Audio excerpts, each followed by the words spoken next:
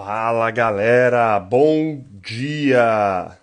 Sejam todas bem-vindas e sejam todos bem-vindos para mais um Bora Ler a Bíblia neste dia 2 de março de 2022, 8h30 da manhã, quarta-feira, onde nós vamos ler e estudar Gênesis capítulo 48.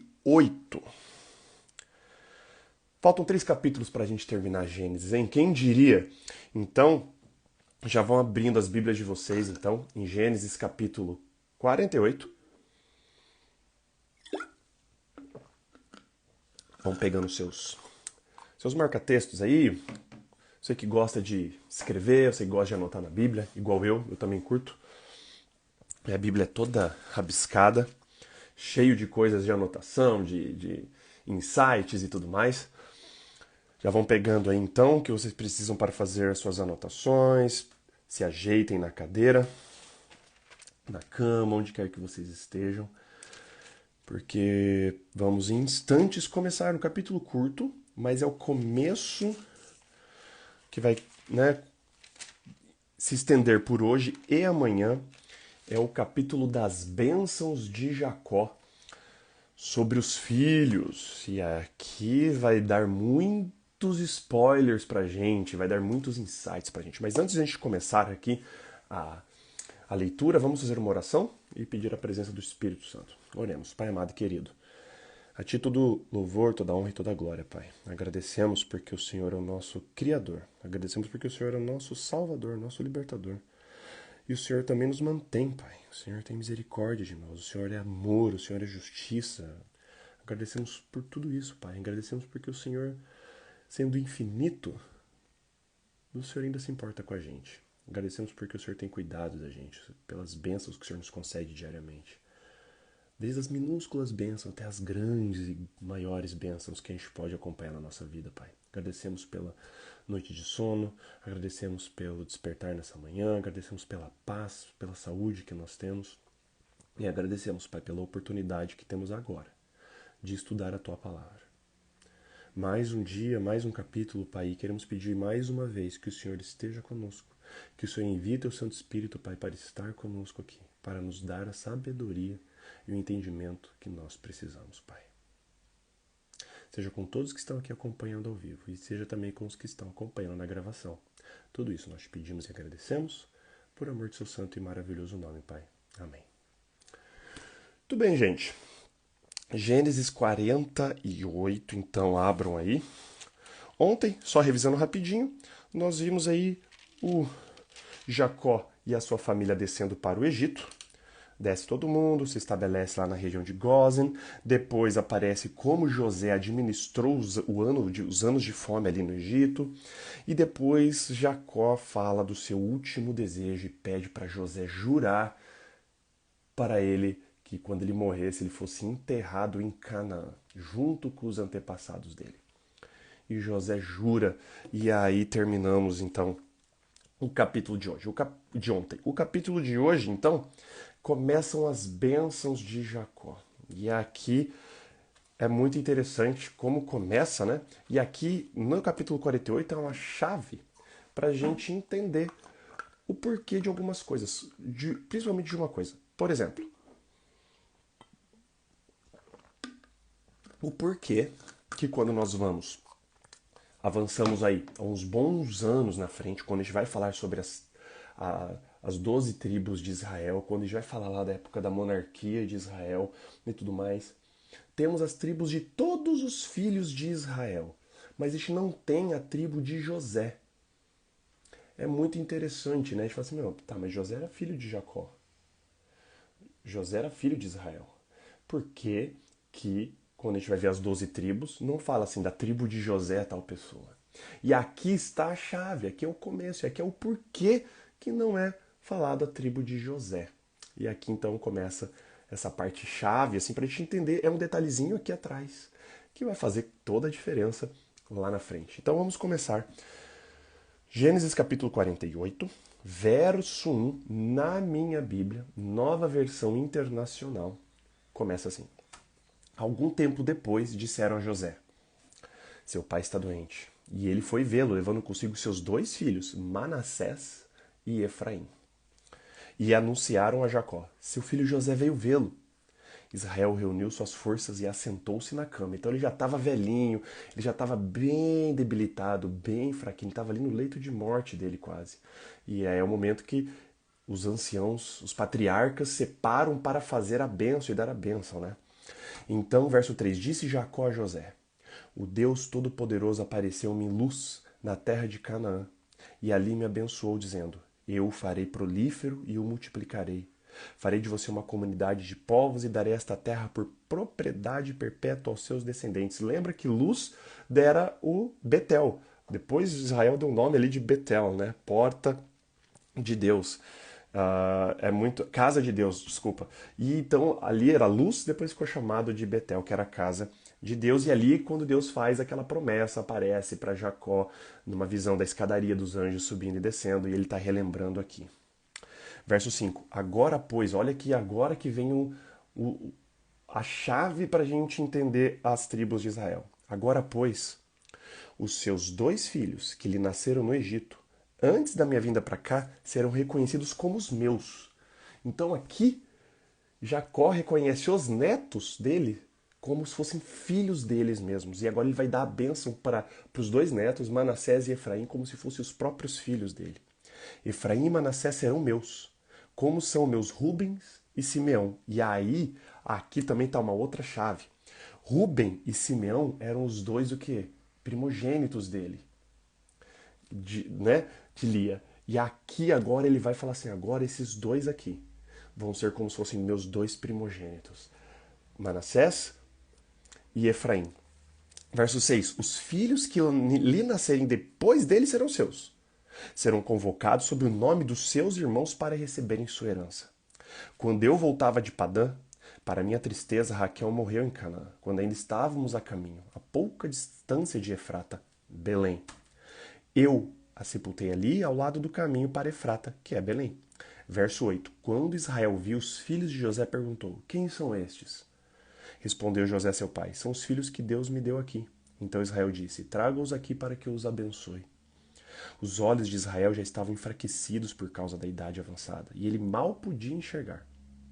Por isso José levou seus filhos para perto dele, e seu pai os beijou e os abraçou. E Israel disse a José: nunca pensei que veria a sua face novamente, e agora Deus me concede ver também os seus filhos.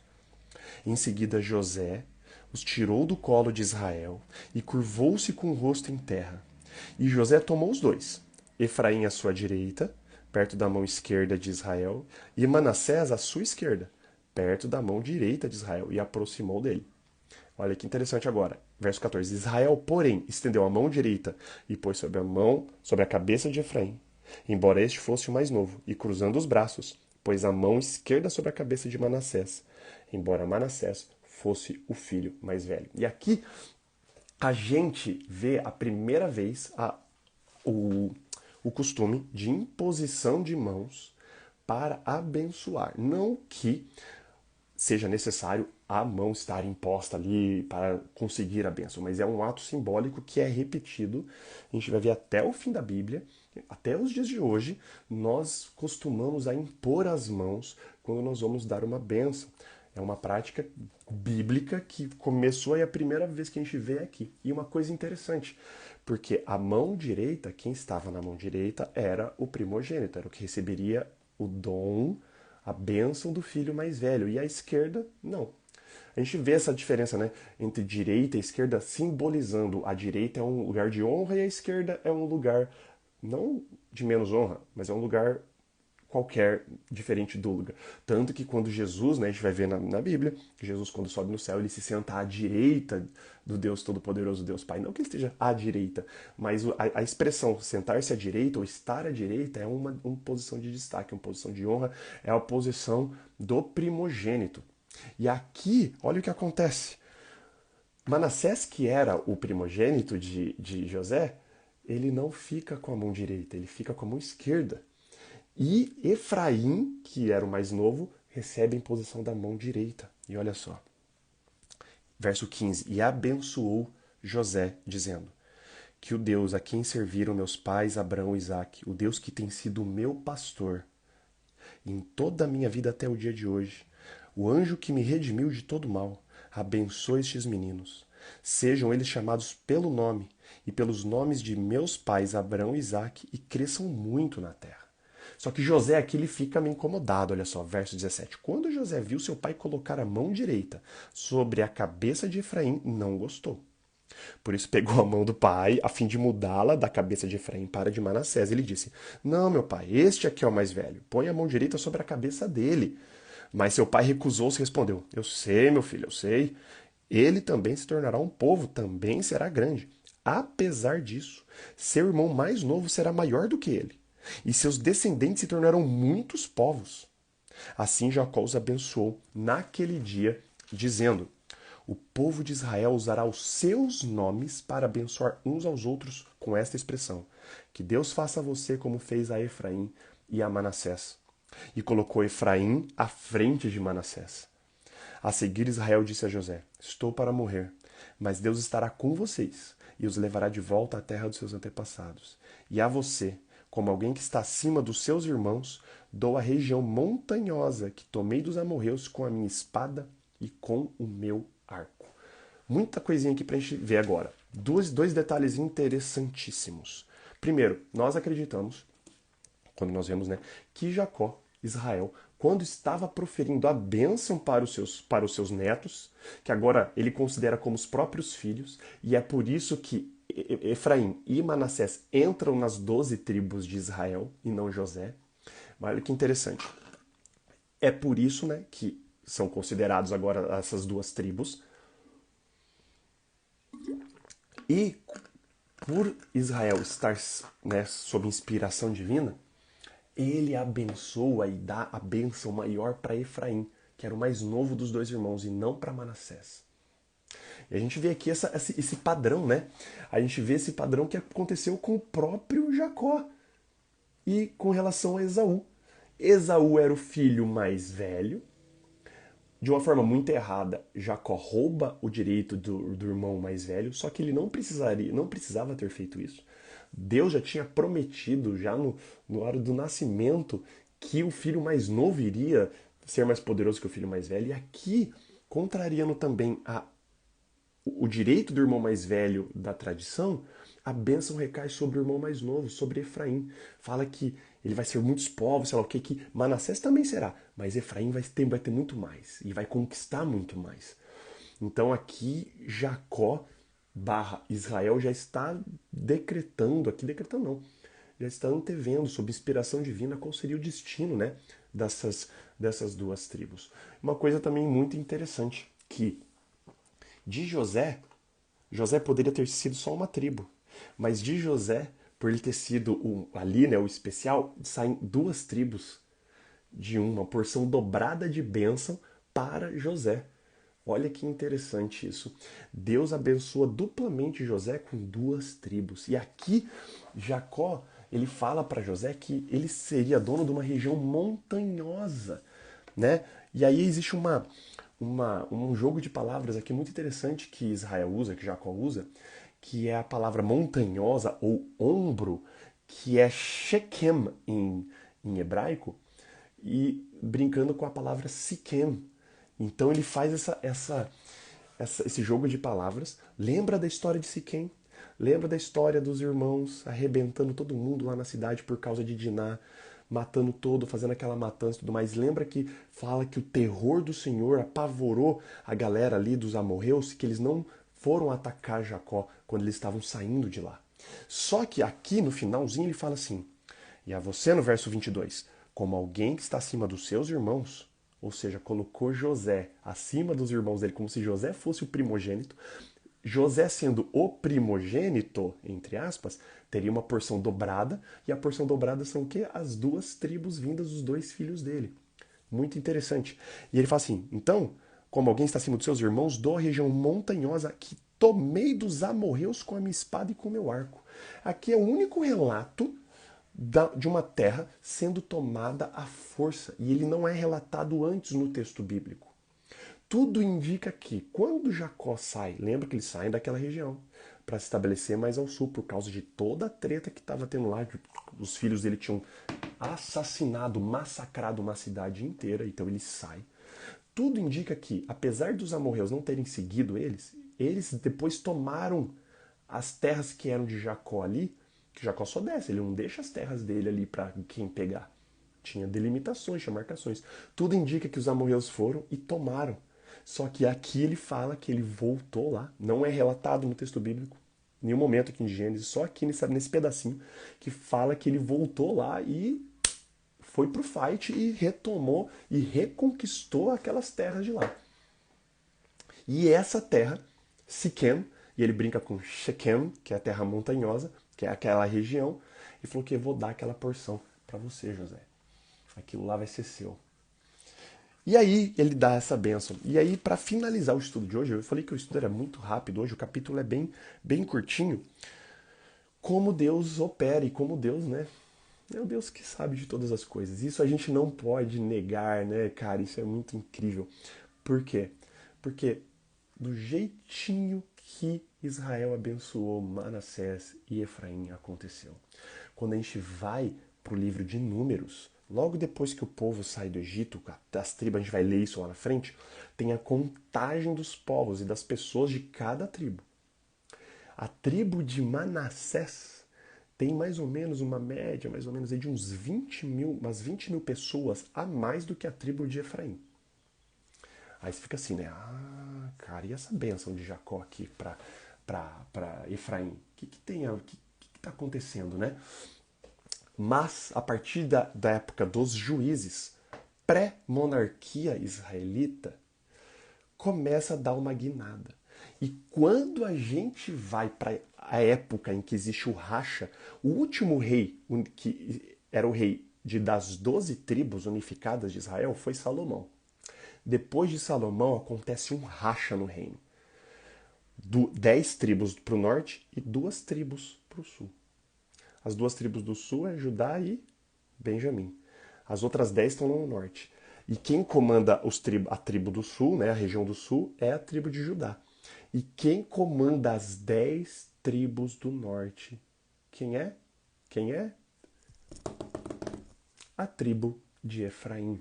Os reis do norte vêm de... Todos os reis ali vêm de Efraim. Efraim vira uma potência, a tribo de Efraim, dominando e comandando as 10 tribos do norte de Israel. Justamente como o seu Jacó aqui havia profetizado, dando a bênção. Mas, né, enfim, não é porque eles iriam reinar, eles seriam muito mais povos, que eles seriam abençoados por Deus, porque a gente vai ver a treta. Cara, quando a gente chegar na época dos reis, quando a gente chegar nessa época, vocês vão ver as barbaridades, né? Aqui tá tudo lindo, né? O povo adorando a Deus, aqui Jacó abençoando, que sei lá o que. Espera a gente chegar na época de juízes. Chegar em juízes, juízes pra lá é só ladeira abaixo, é só, cara, enfim. Mas o que importa agora, e a gente lendo aqui, é que, cara, a bênção aconteceu do jeitinho que Jacó inspirado, Israel inspirado, disse que iria acontecer. Manassés teria muitos povos, seria um povo numeroso. Mas Efraim, cara, como ele fala aqui, se tornaram muitos povos, muitos e muitos povos. Interessante, como que Deus inspira e Deus opera através de nós para abençoar e para cumprir os seus planos. Amanhã, então, não percam, porque amanhã o capítulo 49, agora ele vai abençoar todos os outros filhos dele. Ele vai dar a bênção final para todos. E aí a gente vai tentar pegar alguns spoilers aqui de coisas que vai acontecer lá, tipo 400, 500 anos na frente, 600 anos na frente, coisas que tinham sido profetizadas aqui atrás. E você vê como que Deus opera e como Deus é maravilhoso e como Deus trabalha do jeitinho que Ele quer através da gente. Mas agora, encerramos o capítulo de hoje. Um último grande detalhe aqui, que na bênção que Jacó dá, que Israel dá para José e para os 2 filhos, ele reconhece aqui que Deus é o pastor dele e Deus é o que redime ele. Então aqui é Deus, ele é apresentado pela primeira vez como redentor e como pastor, como guia, cara. Que lindo, né? Verso versos 15 e versos 16 do capítulo 48, ó. O Deus que tem sido meu pastor em toda a minha vida até o dia de hoje, o anjo com letra maiúscula, que me redimiu de todo mal. Ele chama aqui de o anjo do Senhor, né? Isso, existe um anjo, entre aspas, que pode redimir do mal, né? Que é Deus.